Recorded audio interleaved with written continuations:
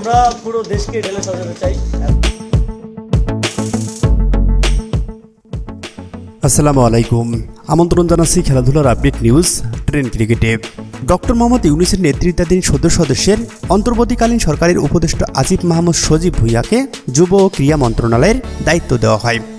শুক্রবার মন্ত্রিপরিষদ মন্ত্রণালয়ের এক প্রজ্ঞাপনে এ তথ্য জানানো হয়। এরপর আসিফ মাহমুদের পুরনো কিছু ফেসবুক পোস্ট নতুন করে ভাইরাল হয়েছে, যেখানে তিনি সাকিব এবং তামিমকে নিয়ে কড়া কথা বলেছেন। তা ছড়িয়ে পড়েছে সোশ্যাল মিডিয়ায়। তামিমকে নিয়ে বর্তমান ক্রীড়ামন্ত্রী আসিফ মাহমুদের একটি ফেসবুক পোস্ট ভাইরাল হয়েছে, যেই পোস্টে তিনি করেছিলেন 2023 সালের 27 সেপ্টেম্বর। সেই ফেসবুক পোস্টে তিনি লিখেছিলেন, তামিম ইকবাল চাচার জোরে তামিম ইকবাল হয়েছে, চাচার জোরে থাকলে এমন শত শত তামিম ইকবাল তৈরি হতো।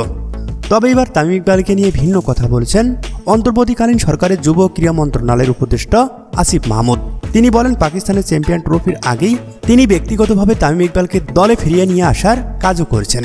বাংলাদেশ ক্রিকেটকে অনেক দূরে এগিয়ে নিতে হবে বলে সবকিছু আশা ব্যক্ত করেন তিনি।